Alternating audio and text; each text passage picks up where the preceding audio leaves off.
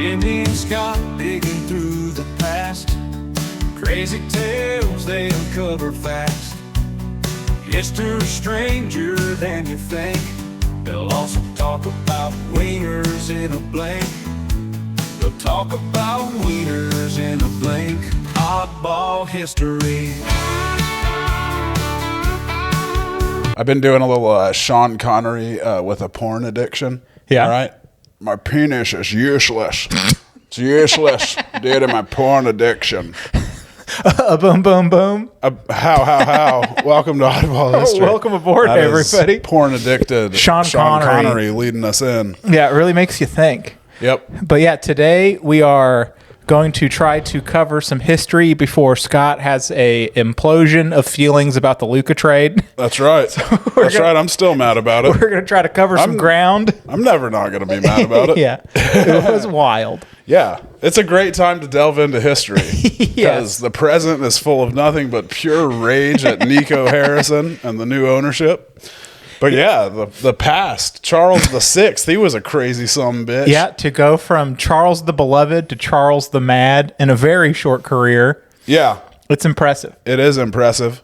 But he historically, he had very serious mental illness. He did a lot of crazy stuff as the King of France. He did. In the late 1300s, early 1400s. And yeah, so we're going to talk about him. But first, the top comments. Top comments of the week. Welcome to the top comments with Oddball History. But first, some AI jokes about the French. One popular comment revolves around a French king's peculiar habits. Legend has it that King Louis XIV, known for his extravagant lifestyle, once ordered his entire court to wear wigs to hide his own baldness. This humorously suggests that this was the real reason behind the elaborate hairstyles of the era. Another comment pokes fun at the stereotype of French people having a distinct aroma. It quips that the French invented perfume not just for fashion, but as a necessity. While this stereotype is outdated and unfair, it highlights the historical significance of France in the perfume industry, which remains a global leader in fragrance production today. Lastly, a comment humorously addresses the stereotype of French cowardice during World War II.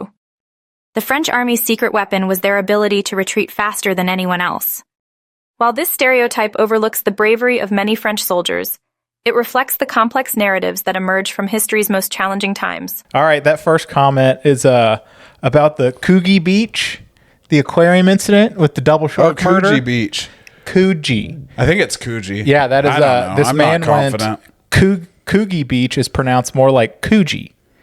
And then I said, "We learn something new every day." And he says, "Yes, every day we learn something, but we all die stupid. An old Bosnian told me that."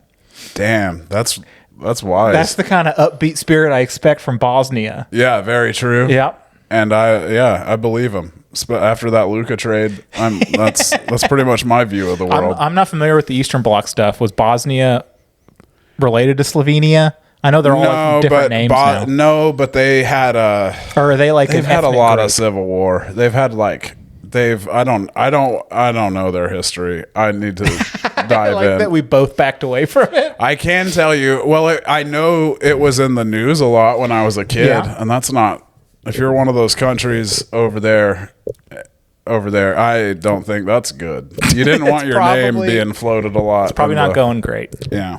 Okay, and then this one was about the stories of evolution, the Darwinism versus Neo-Lamarckianism. That's right. And we came down pretty hard on the Neo-Lamarckians. And some guy in all caps just goes, "You are idiots." Yeah. I didn't think that we were not going to get any pushback. When you come at the Neo-Lamarckians online, they're going to come back at you. Expect the smoke. That's like, they're like the Swifties, the Neo-Lamarckians. They're the Swifties of dead evolutionary theorists. I did respond with, "I know a Neo-Lamarckian when I see one." That's right. We're on to you. I learned a new word. I'm going to use it. That's right. Now it's gone. I'm going to spread it around. It will never come up again. That's right. Hey, statistically, I will not use Neo-Lamarckian again. I'm hopeful I'll run into it on Jeopardy. What a steal that would be. Isn't it a great feeling Final when you Jeopardy at the end. you can like Slumdog Millionaire a Jeopardy question and impress everyone, and you know the thing for like the stupidest reason. I love that. It's beautiful. Into it. Then we got a Velvet Spectre, Lindsay. Old pal. old pal. And this was about our Jetsons and discussion. Yeah. She goes, I don't know how much Hanna-Barbera y'all watched as a kid, but there's an episode where one of the Jetsons comes down to the surface and it's bedrock. To clarify, this is outside of the 1987 TV movie Flintstones Meet the Jetsons, where the explanation was a child making a time machine or whatever, which would mean their societies exist simultaneously in the year 2062, possibly in some horrific class-based dystopia, not unlike the Star Trek episode The Cloud Minders from 1969. Hell yeah. And someone I don't know the commented Star below Trek. that. Couple of boners was commented below that. I love The duality. the of man. duality. And so I did actually spend some time on the fan theories wiki. Okay. And so there's a couple theories, one of which is a post-apocalyptic theory, which All right. the Flintstones exist at the same time as the Jetsons. Okay. Or sorry. The Flintstones exist in the future because the time machine actually worked. And so the future of man is the Flintstones. Right. It's like a Planet of the Apes type Exactly. scenario. You Yeah. think it's the distant past, but it's actually just the grim future. And one of the justifications for that was that in the Flintstones, they celebrate Christmas, yes. which is clearly the Flintstones existed prior to Christ. Yeah. So why you would would they think. why would they celebrate You Christmas? would think. Really makes you think. Unless they were in the future, which they are. I'm invested in this now. And then there's also the divided coexistence theory, which is what Lindsay was touching on. Of course. And- You don't have to tell me about the divided coexistence theory. I did please like do. that there was just the what was it called? Fan Theories Wiki, which I just was on the Flintstones Jetsons one. There's Yeah. all sorts of ones. You can cover some ground on there. But so this is pretty much just like an Elysium situation where the Flintstones are just like the not halves of the Jetson world. Right. What do you like Elysium? I don't know it. God, Matt Damon action movie. I don't know. Yeah, I've never seen it. God, what a film. It's cinema. But then they I do know Goodwill Hunting. Yeah. How about that one? How about them apples? How do you like them apples? Yeah. That guy with the ponytail. Fucking, he got hoisted by his own petard. You know what? And he would appreciate me saying that that way, which actually makes me feel bad that I said it that way. I hated that guy. That guy Foisted sucked. by your own retard. That's right. Yep. We That's know him. words. Yeah, that's right. But actually, that one's discredited from a publicity photo regarding the birth of the daughter Pebbles in the Flintstones. Okay. There was a calendar in the background that said 10,000 BC. Right, So- but why did they have a calendar? Wasn't that before calendars were invented? Sounds like you need to make a profile on the mystery Fan deepens. Theories Wiki. The mystery deepens. I We're do never- love those fan theories. They're fun, where it's just like treating a silly cartoon as science, or it's just like, oh no, Yeah. we're going to dig into We're this. gonna plot figure holes. this out. I always thought Neil deGrasse Tyson was super annoying about that, where Yeah. he like goes through and punches holes, and that like it's a fun movie. Yeah. Let it be fun. We all know the scoreboard wouldn't have exploded in the natural, but it's Yes. fun that it did. Actually, I didn't care for the natural much. I don't even watch That The Natural. surprises people about me. They're like, we would have thought you would like the natural, and I have to say, Not a fan. not a fan. Yeah. More of a major league man myself. It's a good movie. Major league. Yeah. Oh, and two. Yeah. And then the third one, inexplicably, they're like, hey, checking back in. Remember your old pals from Major League 2? Their lives have gone really bad. They are in the minor leagues now. They're destitute. I have not seen Major League 3. It's I was back unaware. to the minors. I was unawares that Major League is the catcher still in it. The catcher has been sent back to the minors. Yes. Oh, no, is he It's like- pretty much everyone got sent to that got sent to the minors was like the people who cost the least. Yeah. To the studio. Yeah. All of them got sent back to the minors. Yeah, Charlie Sheen's still out there in the pros. The young stud is Walton Goggins, which worth a watch just for him. Really? We love Walton Goggins. Oh, man. He's the best. For some reason, I was thinking David Goggins. when Wait, he who's said- David Goggins? The Navy SEAL that runs a lot, and he's like, "Stay hard, Oh, damn. be I hard." don't know who that is. He's one of like the internet tough guys David of like Goggins? self-help. The guy's like, much funnier casting pick than Walton Goggins, Dude. a fine actor, yeah, he is damn good. damn too. good. Walton Goggins, Scott Bakula. Then we Quite a got cast. we got another comment that says, Sad premise. referred from your appearance on the Dumb Zone. Keep making me laugh, please. Oh, hell yeah. Shout out. So shout out the Dumb Zone for having us anyone on. tuning in from the Dumb Zone. Yeah, that was super fun. They are. It's a fun They're show. Good. Yeah, good fellas. I do check in on the Reddit periodically Yeah, out of just sheer narcissism. I'm be like, did they like it? Do they like me? yeah. So I'll check in. And it's mostly just people calling Jake gay for being liberal. It's a good 20% of the Reddit is being like, Jake should shut the fuck up. Which I like Jake. He's a nice guy. And then here in classic Dumb Zone, in classic Oddball History fashion, we posted that we were doing the Bone Wars and farm welding. Nick, another regular, goes, not going to lie, sounds like the title of a gay porno about World War II. Bone Wars. I could see it. And then I would someone, watch it. A real battle of my bulge. It brings a whole new meaning to D-Day. Yeah. I think he's saying Dick Day. A lot of, yeah. Dick stuff. Yeah. So, All right. yeah. I'm with it. There's the... I like it. There's the top comments of the week. Of the week. Brought to you by Oddball History. There you go. Somebody fucking sponsor us, please. We're sick of having to say our own names like fucking clowns. Like buffoons. Our children are starving out here.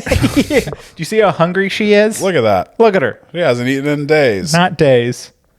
You fool. All right, so yeah, today we are doing Charles VI, That's right. the Mad King. Charles the Mad, and man, he was pretty mad. He was. I gotta say, born December wild. 3rd, 1368.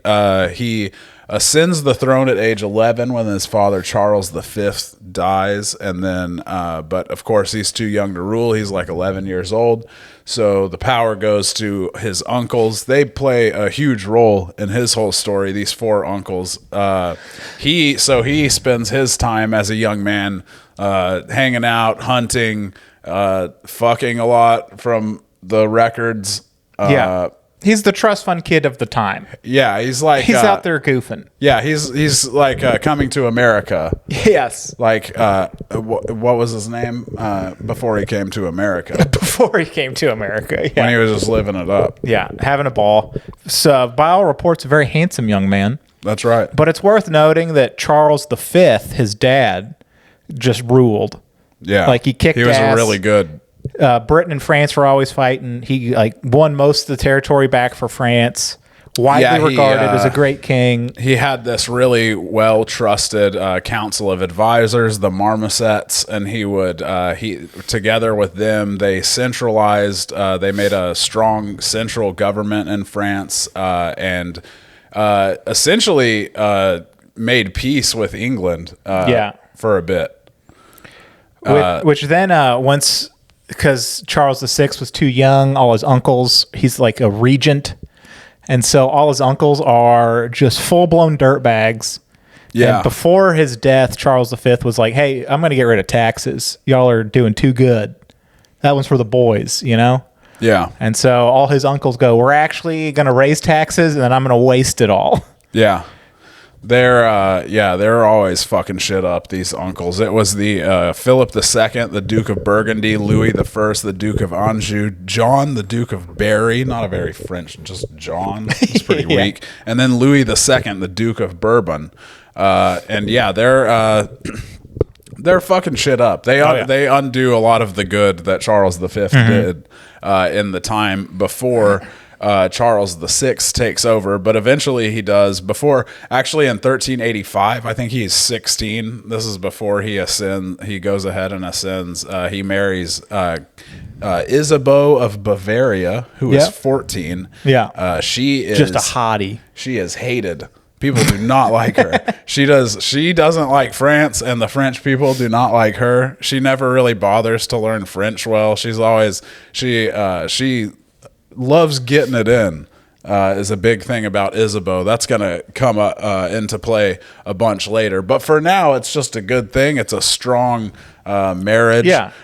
Charles in 1388 dismissed his uncles, the regents, and reinstates the Marmosets, his father's council. And they do say that Charles wasn't crazy about being king because he did this at like the age of 20 when he had the right to do it years before. Yeah. But he was kind of just like, kind of dicking around in the woods, hunting, getting laid. Yeah, really, I think they said he could have ascended like at 14 if he had wanted to, but he was just having a good time. He's just out there living it up. Just having a great time, you know? But his first bout with crazy was when he was on the road to do some battle. Well, yeah, what happens is, so he reinstates the marmosets, and he's actually doing really well. He reinstates them. He's on the upswing. People like him. This is when he starts becoming called Charles the Beloved. Yeah. And then his chief counsel and the constable of France, I forget his name. He had a really cool French name, but he is Olivier de Clisson. He is assassinated. He's assassinated, and then his assassin flees into Brittany and is shielded by the Duke of Brittany because the Duke of Brittany ordered the assassination in the first place. And this drives Charles VI crazy. He says, "Nah, fuck that. We're going to Brittany." Doing it. And so he loads up the boys and they take off. This is in 1392. Now, 1392, the summer, the hottest in a generation. It's hot as shit out there. They're out there the first day. They're at a point. Boy, do we see that at work where people shoot each other way more in the summer. It's the heat. It's the heat. And You're so much more irritable. You're just like, You're a little crazy. Yeah. You're irritable. We're going to get the boys together. We're going to get some horses. I'm going to get a lance. I'm stabbing somebody. Yeah. We're going to Brittany and I'm going to fuck some shit up. Yeah. And so they do. It's just what people do when it gets hot. But anyway, so there's this slow mix. There's a slow, like perfect storm coming together here. You have Charles VI with his, for the time being, dormant mania. Yeah. And then they're riding along. The heat's beating down on them. And after a while on their ride, a leper in rags comes out of the woods. And he says to the king, he says, "Turn back, good king. You are betrayed." And then the king's men like beat the guy back and are like, "Get the fuck out of here." And this guy just ends up following them like far enough away to not get hit. Yes. But he's in like rock throwing distance. So they like beat him up and tell him to fuck off, but he just follows them. So within earshot of the king, who's, you know, his tenuous grasp on sanity is now being tested by the heat and the guy in the back constantly going, "You've been betrayed. You've been betrayed. You've been betrayed. You've definitely been betrayed." Which you get a guy with dormant schizophrenia in his early 20s, some chaotic things are happening. Yep. And then like just some weird beggar shows up and is the paranoid voice in your head. Yeah. He's a lot. Maybe the voice is right. I should lean into this. Yeah. He's a lot like he's like the medieval French version of the guy in the bucket hat from Happy Gilmore, who was always going, "You suck, you jackass," to Happy. Yeah, and we hated what he was doing to Happy, but he was so funny about it. He was very funny. He was hilarious. It's all about the bit sometimes. And Shooter McGavin wouldn't even be his friend after all that, which I thought was way out of line by Shooter McGavin. I'm excited to see what he's doing in the. Did he die? No, he's definitely. Is he still in the around. new Billy Madison? I'm sure he is. I would bet. I would bet he is. Billy Madison, Happy Gilmore. Happy Gilmore. Yeah. But so around noon, the expedition, they come into a clearing. It is, I remind you, hot as shit. The king's slowly been driven to the edge. At a point, a page drops the king's lance. It hits someone's helmet, and the sound spooks him like a horse. It makes a loud clang. And so he hops off the horse and just goes, "It's fucking stabbing time. Forward against the traitors," and just starts attacking his own men. He ends up killing 4 of them, a knight and 3 other guys. I do like in the official, like in the one of the things I was reading, it just talks about the one knight he killed, the bastard of something. Great name for a knight, by the way. Yeah. And then it's like in a subset, just like he also killed 3 squires, but nobody gives a shit about the squires. Who cares? Whatever. Whatever, squires. But then everyone has to subdue him because they're just like, he's screaming about the traitors, starts just fucking shit up. Everyone's like, oh, yeah. So they subdue him and he immediately falls into a coma. He falls into a coma, and that leads to 2 months of him drifting in and out of consciousness and talking gibberish. But you got to wonder, That's that's just like a good escape plan if you do something crazy. It's just like, nope, I'm just going to ignore this. I'm in a coma. Like Buster in Arrested Development. Yes. He just does the voluntary coma. Yes. So he doesn't have to talk. He's just like, I think I just stabbed one of my guys. Just like, Coma. Coma time. Oh, Lord, I feel a coma coming on.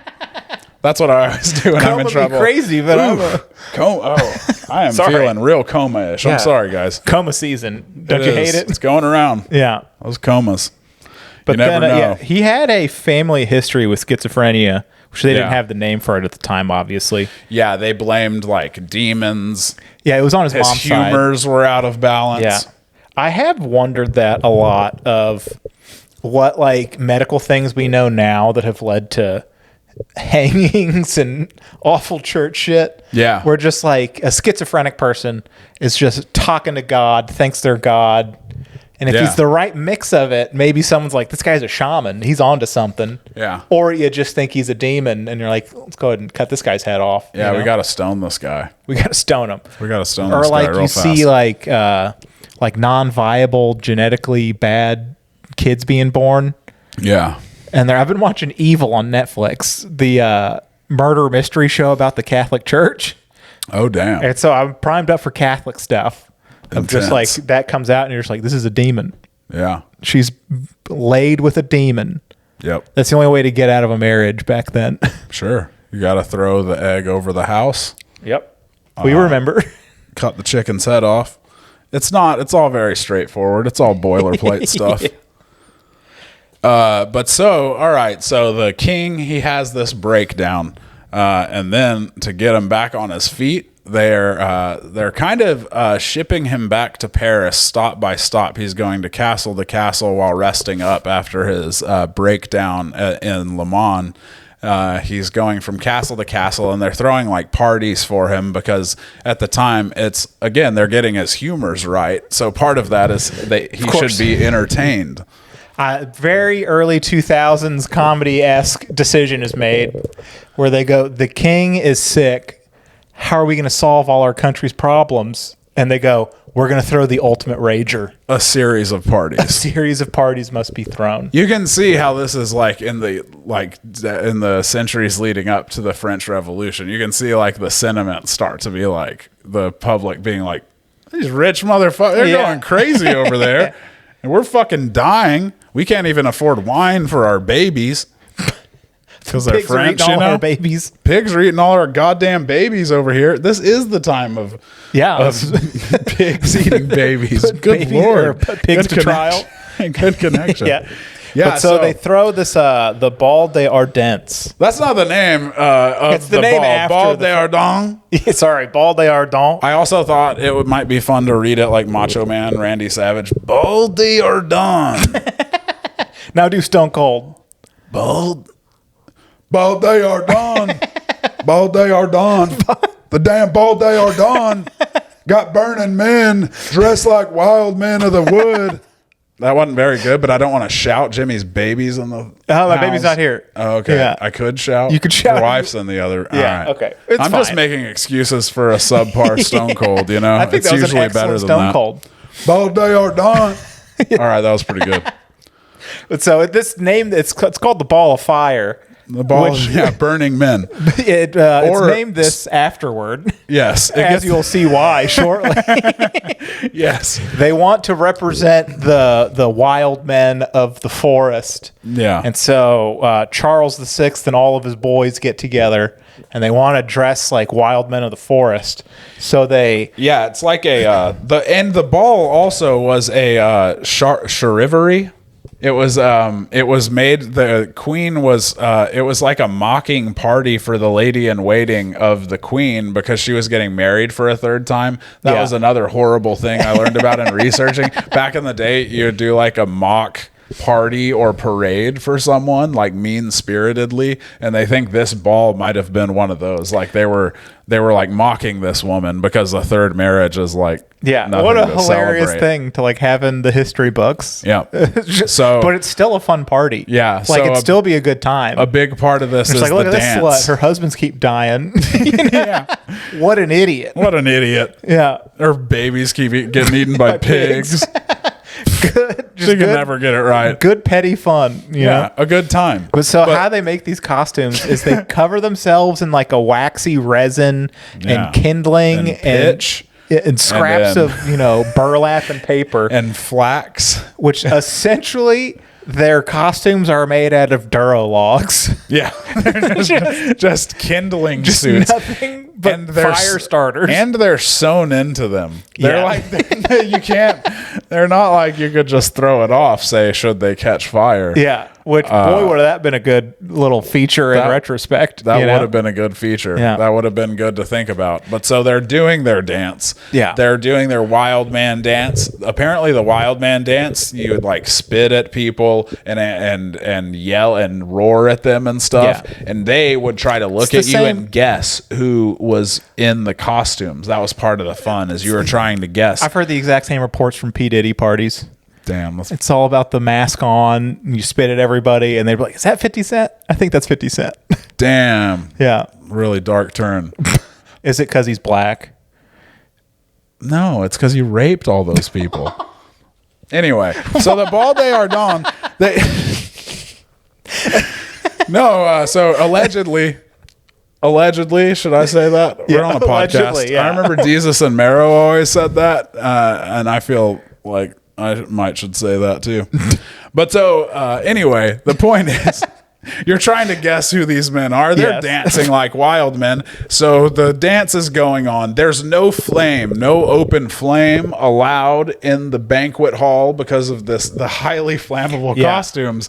But then the king's brother, the Duke of Orleans, shows up and he's hammered as shit. Yes. He snatches a torch from a servant or something. Your drunk uncle's going to try to jump over the campfire. Yes. What's happening? There's some dispute over his intent and what happened here. So one account says that he held the torch over one of the people's costumes to try to see who it was. Another account just says he threw the torch at one of the people. Just like, fuck this guy. I like to think that's what happened. Me too. It's more funny that more way. fun. But in any case, one of the dancers' wild man costumes Yeah. goes up. It quickly some accounts have these guys all chained together, which is a really funny detail. I'm not sure if they were, but if they weren't, they were close enough where they one after the other, they went out like a fucking string of black cats. Yes. And they all burst into flames. It's chaos. Our man Charles VI in the chaos is spared because he hides under a lady's large dress to avoid the flames. Yes, he's spared. He hides under his 15-year-old aunt, the Joan of Barry's dress. She like throws her dress over him, and because she recognized him and saved him. What a problematic 15-year-old aunt. 15-year-old Aunt Joan.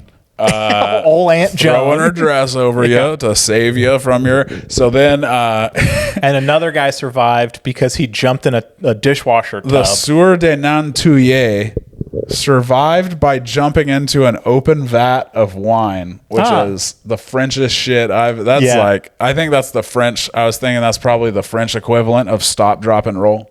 It's like stop, Quickly find a vat of wine. stop.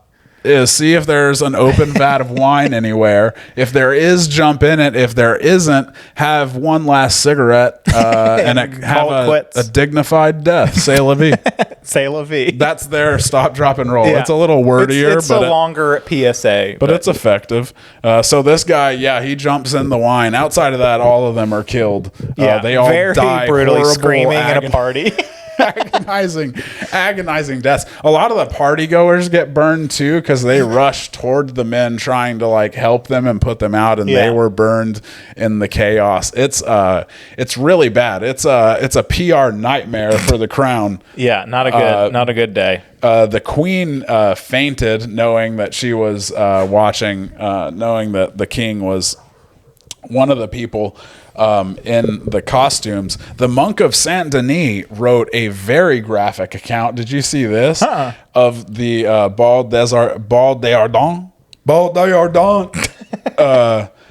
He wrote, 4 men were burned alive, their flaming genitals dropping to the floor, releasing a stream of blood.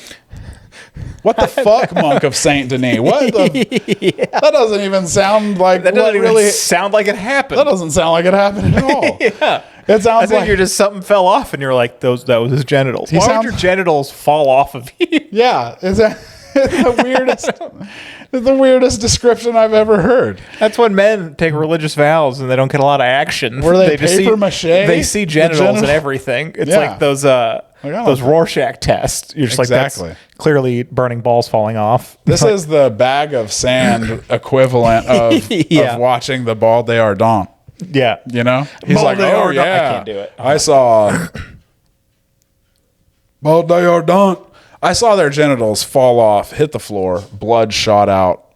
Everyone's like, I don't know if that's really what happened at all, monk of Saint Denis. Yeah, no, it's not. But anyway, huge embarrassment. They had to do an apologetic royal progress through Paris. The king was on horseback and the uncles were walking in a show of humility. But in any case, it further adds to Charles VI's waning power, because after his first breakdown, while he's having all the parties that lead to all the people burning, his uncles are back consolidating their power and undoing everything he did. Very quickly after this, he is just the king in name alone. Yes, by the late 1390s, he had like a 3-year run where he was king, and he just fucked too much stuff up, and they were like, all right, we're back in charge again. Yeah, they're like, you can do the ceremonies, and he was by that time, I mean, he was going in and out of sanity kind of for the rest of his life. He would have periods of lucidity, but then he had stuff where he'd run around naked to the point where they would have to wall him into castles. Yeah. And which I like being naked in my backyard. Yeah. But you need a tall fence, you know? You need a tall fence. He would run. Yeah, he would sprint through the palace screaming, I'm escaping my enemies. And then like to the point that he would run until he would collapse from exhaustion. Yeah. And then apparently he would be like, oh no, they're going to get me. And the plot twist, his enemies were his pants. His enemies were his pants. In the M. Night Shyamalan-esque. He did not like, okay, one of his things I noticed was the same year as the Bal d'Ardents. In 1393, one of his early episodes was he had an episode where he didn't recognize his wife. Yep. He was like, he looked at his servants and he was like, who is this lady? Who's this? Can you get her out of here? Which feels like an excuse. It's going to be hard to get out of the doghouse after that one. Mania or no mania. Yeah. That's good. Next argument I'm in, I'm pulling that card. I'm just like, wait a second, who are you and why are you in my house? Who are you? Who is She's this going to call strange 911. woman? I'm going to go to the hospital. It's going to be expensive, but I'll get a couple days. Rally the troops, get my story strange straight. Woman, and why is she so cross with me? Who's this angry woman in my house? Yeah, I love that. He forgot he was king too. It was he would just strategy. Forget. He would just he would think his name was George, and he was not he was just some guy named George. Yeah. Which he wasn't. His name was Charles VI. This led to a funny part of the story where he had a mistress that everyone was cool with. They even called Odette. Yeah. They even called her the Little Queen. Yeah. Because they had like a kid. They were together for like 15 years. Oh, they had 12 children. Yeah. Wow. Which some of them were rumored not to be Charles VI. Yeah. Not all of them. The Dauphin rose. I don't know what happened, but I know he survived and later became king. His son. It was all the 100 Years' War, which I still don't understand. I watched a little stuff about it, but I don't understand the 100 Years' War. Where, so they were cool with it because she occupied them. Yeah, the queen was like, I can't. This guy's insane, and he won't bathe. The queen wasn't there. She kind of moved out, had a little boo thing on the side, too. And was just like, she I'm moved out. to Vincennes. That's going to come up later. But they give Odette credit for introducing playing cards to France. Oh, that's interesting. And she wore royal clothes to bed, and Charles didn't notice the switch. Nice. He was just like, yes, my wife's here. What are we all talking about? Yeah, which is she does not look like his wife at all. At all. Not even a little bit. At this point, I think his wife is fairly obese. No shade, but she's been eating like a queen. Charles's last words even were Odette, Odette. And Isabeau wasn't even at the funeral. So damn. That's about how good that was going. Yeah. In 1405, he refused to bathe or change his clothes for 5 months. That's a long time. And the way that they got him to bathe, and I do not see A and B leading to C here at all. Maybe you can help me with this. They gave him an early form of shock treatment. They had a bunch of men blacken their faces and hide in his room. And when he came in, they jumped out and shouted "boo" at him to scare him. And somehow he was like, "Oh, I gotta get a shower. I gotta take a shower." I don't know why. I don't know how that worked. This is like but it did. That's trauma therapy of the lance dropping started all this. They're like, maybe loud noises just reset this idiot. Yeah. Yeah, which is fair. Also, this reminded me of a really dark, but it was one of those things that I was like, God damn it, I wish this wasn't funny, but it's so funny. Yeah. Did you watch the Natalia Grace documentary? Natalia Grace, was she the kid that was the dwarf that... The people that adopted her insisted she was an adult. She wasn't an adult. She was like a kid. Yes. And so she ended up living on her own as like a child. And Section 8 housing. It's the most fucked up story. Yeah. But there's a part in that story where they talk about, I think is it Romania? Wherever she was from. The orphanage that she was at, they were really short-staffed. So they said some of her trauma comes from the fact that at this orphanage, they needed the kids to stay in their rooms, but they didn't have enough staff to properly watch, be on the lookout for kids. So the way they got them all to stay in their rooms was they would dress up like scary monsters at night. So if you looked out, they would be peering in your room. Very Scooby-Doo element to this orphanage. And I was just like, oh, I wish that weren't funny. Yeah, that's some Eastern Bloc wisdom for you. That's really, that's terrible, but the monster comes at night. You should stay in your room. It's so clearly inspired by Scooby-Doo. Yes. So clearly the work of a Hanna-Barbera superfan. Let's see. Another a regular occurrence in history that Charles VI was around is they kicked the Jews out in 1394. Yeah. So, So not good. Take it easy, Charles VI. All right. Yeah. Hey. Not cool. That's enough. And he, what I was interested in too is how, he lived until 1422. He was insane and out of power by the late 1390s. He lived a full 20 years. Yes. Just in castles. Just being wild in his castle. Yeah. Screaming, collapsing, screaming, collapsing. I wonder what screaming and collapsing. I wonder what the why they want just kind of just let him run in the woods one time and be like, oh no, he got out. Yeah. And then your problem's done. You would think. A little dark, but it'll solve itself. Yeah. Yeah, I think they might have done a good job. Just seal up the entrances to the castle. Everyone leave. No fuss, no muss. Yeah. He's good. He has plenty of food. Yep.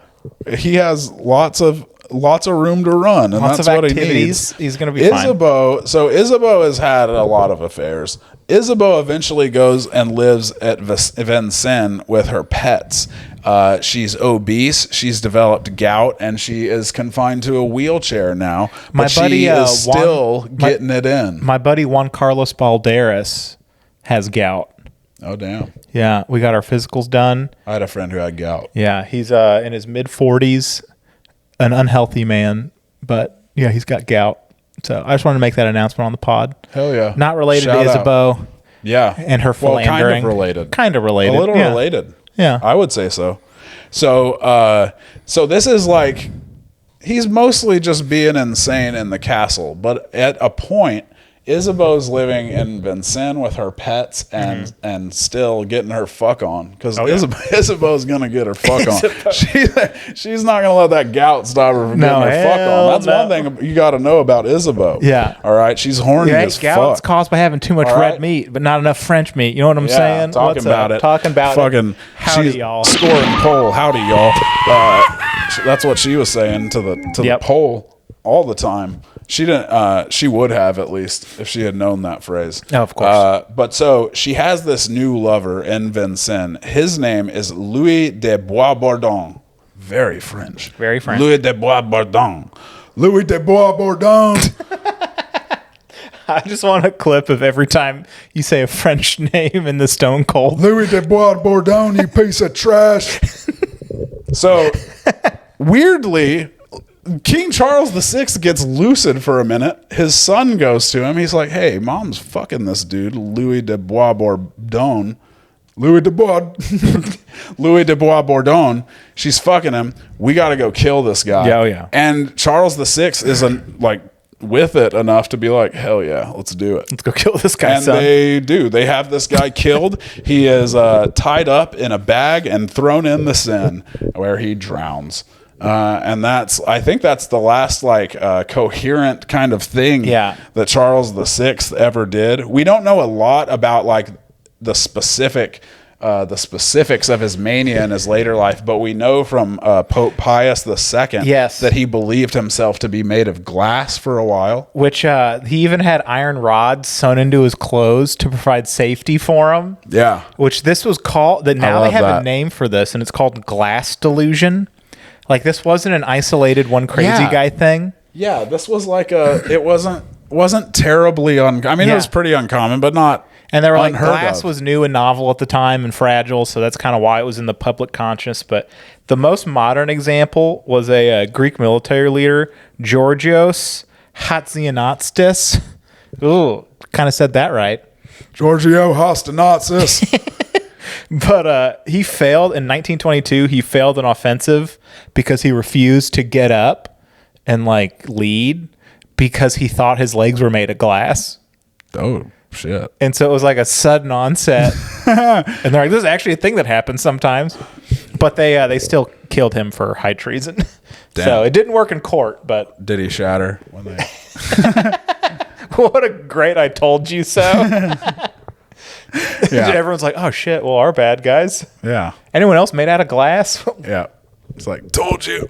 Yeah. I told you so. That would be really funny last words. I do love that a pope also reported on this. Yeah, Pope was like, hey guys, by the way, it wasn't even like really part of his story. He was just like, you want to hear some wild shit about the King of France? That motherfucker, he called me over there one time. He's like, Pope Pius II, you got to help me.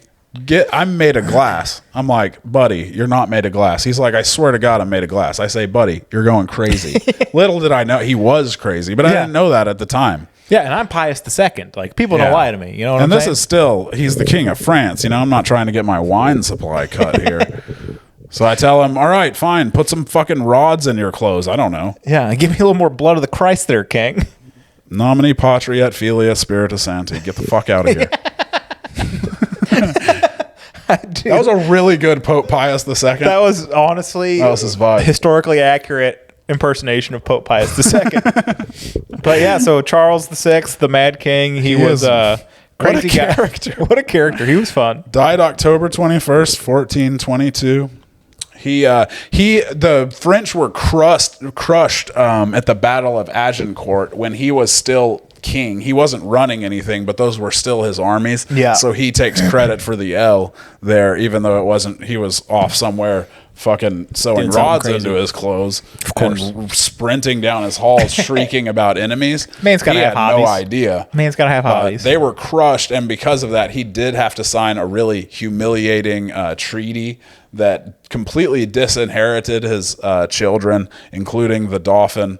But the Dauphin eventually he becomes a pretty Well, this was like Henry V took over and joined Britain and France, and then he died like very quickly after Charles VI as well. Yeah, and it's real confusing because it's like all the dukes of France, had their own interests. So there were ones that were pro England and ones that were pro France. They were still kind of sorting out what was England and what was France at the time, which I don't think I've ever thought about them. I haven't. I think it's funny that kind of like happened. How they've hated each other forever. Like they've been fighting each other for a long time. There's a very clear body of water that separates the two. Well, but it didn't always. They think that they were connected at Dover and Calais. Really? Yep. Okay. I heard about that. All right. Not yesterday. Before yesterday. Is that the name? No. No, I heard about that yesterday. But it was, it's very much Springfield and Shelbyville. There was a point where one side was like, we're marrying our cousins, and the other side was like, I don't know which is which. I'm not trying to take a shot at either side here, but there was a split, Well, the French were like, we want the orgies on the wine. And the English were like, we want fucking... I don't know. Soccer. You tried to do an accent there, and I think you lost it.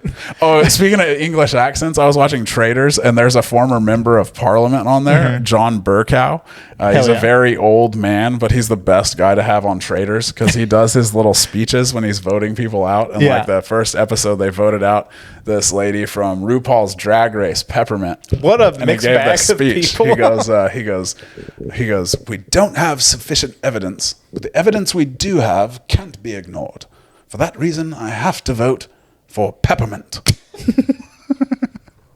It was like to hear a member of Parliament read the Traitors speech. I don't even know what Traitors is. That's great. That's just gold. It's like a murder mystery type show. There's a house full of reality stars, and 3 of them are pegged by the host as traitors. So the rest of the people have to figure out who the traitors are. Okay. And there's every night they're doing essentially just like they're playing the game Werewolf, but with celebrities. I've never heard of Werewolf. Secret Hitler. Never. What? I'm not just saying. I'm like, oh yeah, no. I grew up in the part of the country where we call it Secret Hitler. All right, well, no, I don't know that game. No, but it's more like a group of people play a game, and you're either a werewolf or Hitler. You know how, depending on what part of the country you're in. Yeah, and then it's like the game is to figure out who it is, and yeah. Exactly. Okay, I get it. But with parliamentarians and RuPaul's Drag Race contestants, just mix. All the other funny thing about John Burkow being on that show is he's a very old man. Yeah. And in the first episode, a lot of these, like, there are people that are good game players, like they've been on The Challenge or Big Brother, and they kind of get. Or like making TV and get doing the game. Yeah. And then some of the reality stars, they're not gameplay, and they're like, bad at trying to figure out. When do we get liquored up and call each other whores? Exactly. Like, I'm waiting for that part of the game. Exactly. Yeah. We all are. So they'll, at the beginning, it's just nothing but people grasping at straws. And so poor John Burkow, which, by the way, I think he's a disgraced politician, so I don't want to speak too glowingly of him. Yeah. I don't know what he did. He might have done some fucking real repugnant shit. Yeah. But anyway, he's in the house, and immediately after they select the traitors, they're at this big round table, and the lady next to him's like, "You're breathing weird," and he's just an old man. Like, he's just an old man. He's like, "Oh, I did have asthma as a boy." She's like, "No, that's weird." And then he's like, "Oh, just a stupid TikToker picking on an old man." Yeah, some Love Islander, and he's like, "Oh, terribly sorry." She's like, "You were walking weird too." He's like, I think that's a new turn of phrase for just a dumb hottie. It's just call him a Love Islander. A Love Islander. That is. It's cutting. I have a book and a little synopsis I'd like to read you. Oh, so this was sent to me by a friend, and he said, "I got the perfect book for you," which I believe you'll find out shortly that it was a veiled insult. All right. So this is I love a book that's a veiled insult. So the title is kind of in subscript, the government doesn't want you to know about, and then the title, The Alien That Sucked Me Dry. A male alien blew me, and it was so good I'm gay now, by Devin Herding. Wait a minute. But like you're gay for human men because you got sucked off by an alien man? That doesn't track. That's what happened. That's weird. Are you saying Devin Herding's a liar? That guy, the alien doesn't look anything like a human man. I would imagine. I have some more to read you. Maybe if you have someone who's willing to wear the mask, you could approximate it. Well, on April 12th, Getting 1987. sucked off by an alien. On April 12th, 1987 at 3:13 a.m., I woke to find an alien. Dick sucking hour. I woke to find an alien standing homosexually at the foot of my bed. So like hand on the hip. Just cocked a little. I was unable to move, shocked at how incredible his body looked. My wife slept next to me as the alien slid his long fingers down my abs and into my briefs. Then that galactic twink absolutely sucked me dry. He blew me like I've never been blown before. He understood cock mechanics, for he had a great cock himself. I saw it. That greedy little gay alien abducted all of my cum. And when he was done, he did a little spin, then jumped into his UFO and flew away. Next thing I know, I'm sitting at the kitchen table eating breakfast with my wife, who's staring at me like she knew something fucked up just happened. I told her nothing of my encounter, but she could tell that I ejaculated every last ounce of heterosexuality out of my body. Later that day, she divorced me. My alien experience changed me, and no one will believe me when I tell them it left me absolutely gay. Sure, I never liked breasts. And sure, I prefer the company of strong men. They make me feel safe. But now I'm the one roaming the planet looking for close encounters of the same sex kind. Please, heed my story. It's really hot. All right. Then there's another little note here. It says, think you got the whole story? You have no idea that alien sucks his cock for like 43 pages. Whoa. That's a lot of book. That is a lot of book. That's like 127 hours. Where like the thing is, it's like an ordeal, but it's meant to be an ordeal. It's meant to be an ordeal. We're all going through it together. You're supposed to really feel how long it took to suck this. Yes. Because the alien could control the space-time continuum, and while it only felt like 7 minutes in our world, the alien was encountering this cock for 117 days. Yeah. And there could also be a lot of description in there. Faulkner liked to set a scene for like so many pages. Oh, yeah. You know, there would be like 20 pages just about like the topography of this town in Mississippi. So, you know, there could be a lot of that in there. That just tickled me. I me don't want to speculate. And I'm not saying this is as good as Faulkner, but it might be. I did laugh out loud by myself when I read, was standing at the foot of my bed homosexually. Yeah. Yeah, that's good. But yeah, I have I think it's a hit. I have another thing. 80% of the world doesn't do circumcisions. I did not know that. 80%. We're the minority. And I learned this, and I'm upset that right when I find out I'm a minority, they get rid of DEI. That's right. Buy my joke book. My timely political joke book. I love it. What's it going to be called? Timely political jokes. Yeah. I don't know. By a Big Jim Nelson. My whole Big Jim. But he will be wearing an American flag suit on the cover. There will be. That's the important. There will be things. That's the important part. You have anything going on? I know Luka got traded, and that's a shame. I'm still seething about the Luka trade. Oh, my God. I can only make it make sense of the tinfoil hat stuff of they're doing it for the NBA to make a bigger market team more viewable, and they don't want to be fucked with when they move the team to Vegas. Yeah. Like, I mean, I think I'm convinced at this point that Nico Harrison is just either a double agent for the Lakers or just so goddamn incompetent. It's one of the two. One of the two. How do you go out and admit that the other guy laughed when you brought up the trade? How do you admit that? Like, you're a fucking... God, what a piece of shit. I hate that guy's guts. Yeah. He belongs in Guantanamo Bay. I will never forgive him. Guantanamo Bay. We said it here, folks. So you heard it here first. I think that's fair. I don't think that's me speaking out of emotion. I've thought about this for it's Nico Harrison and all those El Salvadorians they won't take a few back. days. They're all going to Guantanamo Bay. That fucking guy. Oh yeah, what a heel. It's upsetting. What a heel. What a son of a bitch. I had kind of a funny stand-up comedy story. Hell yeah. One of my coworkers, DeButts, we call him DeBooty. Big ol' hog on him. All right. It's a thing you notice. So you're saying his nickname is burying the lead. Yeah, it is. It is. Fair. DeBooty. DeButts, though. What a good name. What a good name. Yeah. DeButts. How's that spelled? DEUTTS. 2 T's. Yeah. DeButts. Amazing. That is a fucking awesome name. It's a great name. I've never encountered that surname. Old Billy DB. Dude, that's an all-time name. We wear like harnesses because we're like part of the rope, so we do training with ropes and stuff. You don't have to remember I'm a firefighter in in Sims. Sims, I forget. I haven't showed up to work, actually. I forget. Yet. But do you remember No. Justin Timberlake? Everyone picked on him because he had a harness on a show. Because he went, tippa Timberlake. Remember that? No. He went, they call me Lake. Tippa Timberlake.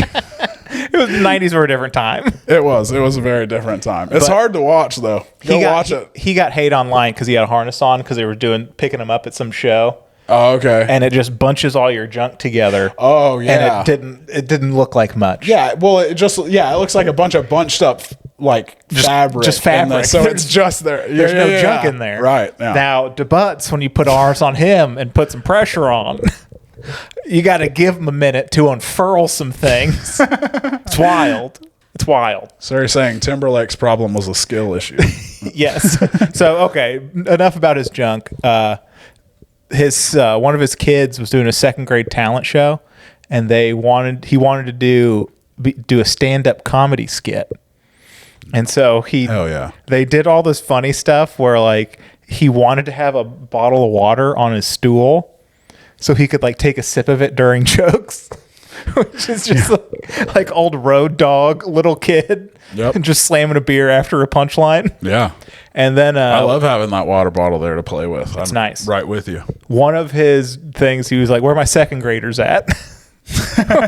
Which these all Hell seem yeah. like inside jokes that the parents are gonna love, Yeah. and that second graders aren't gonna get.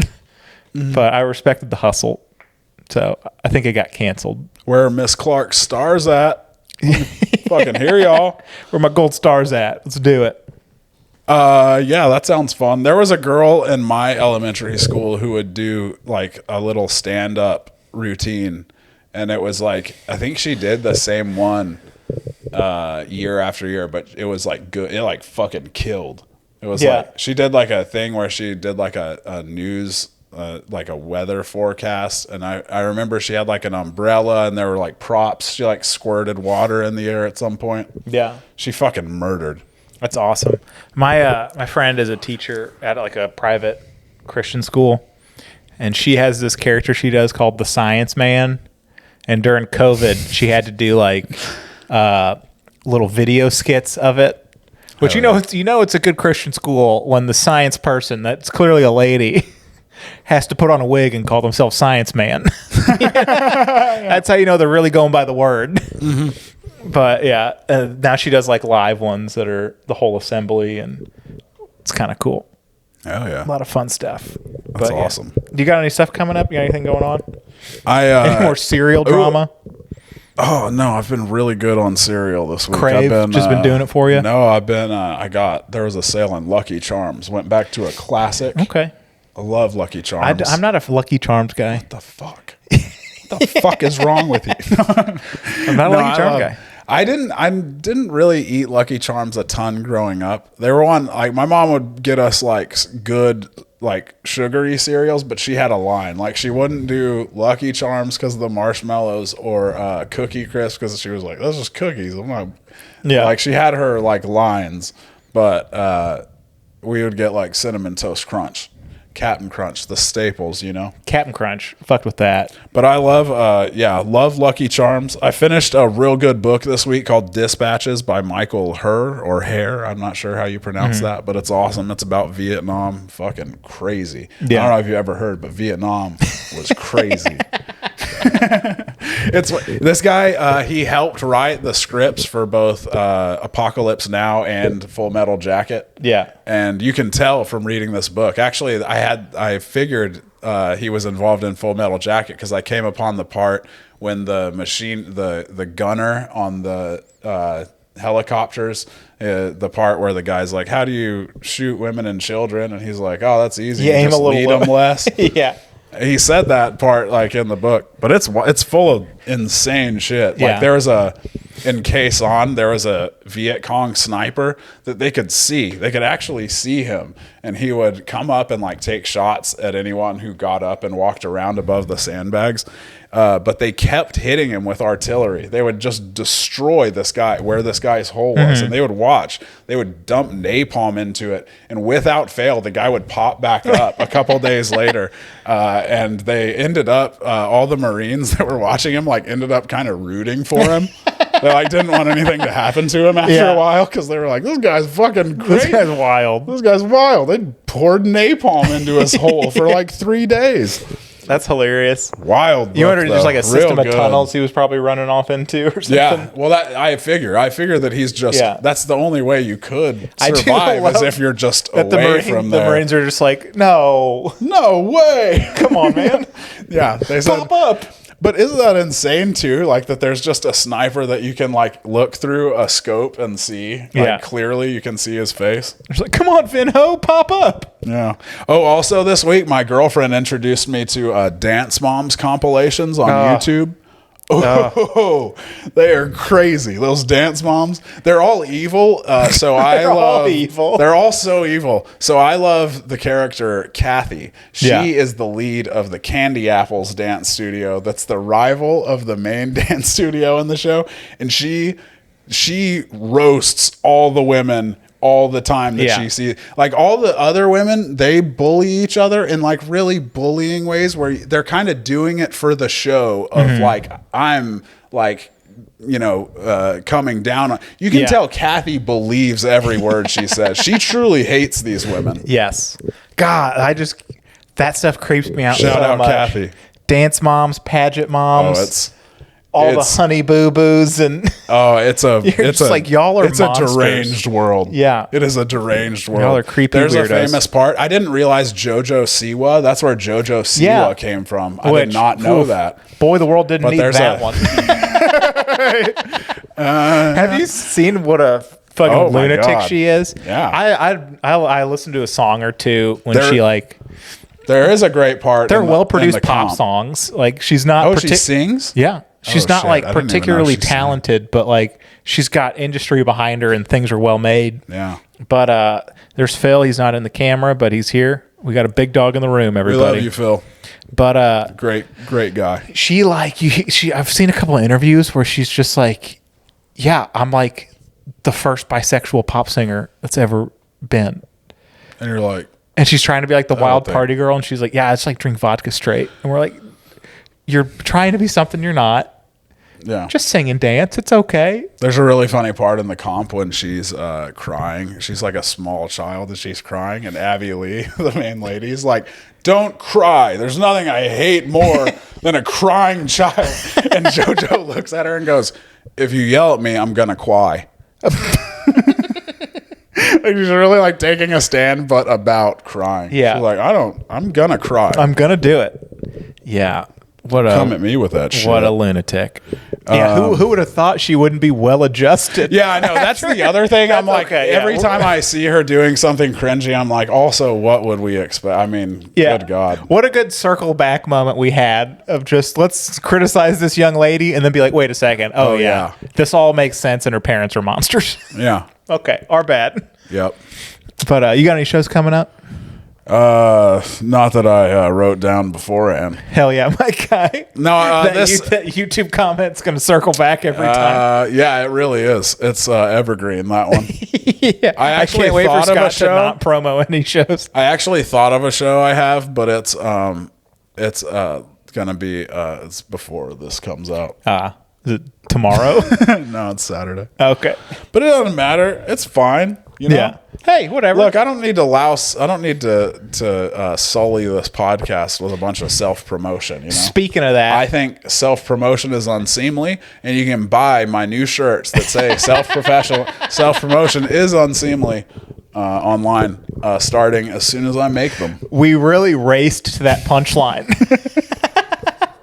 You're like, I think self-promotion's unseemly, and I wanted to go, and you can see me in Fort Worth. And you can see Jimmy. Yeah, we'll do it for each other. That's the new bit. All right. But yeah, March 6th, I'll be headlining the Big Laugh Comedy Club in Fort Worth. Oh, hell yeah. That'll be a fun show. That'll be cool. I'm going to pick the opener and features soon. So I'm going to be asking if Scott's available. We'll see what happens. Hell yeah. So I probably am. yeah, I don't know. we'll never know. But I don't know. I need to look at a calendar. I have no concept of what's coming up in the next 2 months. Yeah. But until next time. Yeah. One last thought. I was thinking it's a shame Sir Arthur Conan Doyle never lived long enough to find out how huge of a phrase the no shit Sherlock got to be when I was in the 5th grade, and the rejoinder, keep digging, Watson.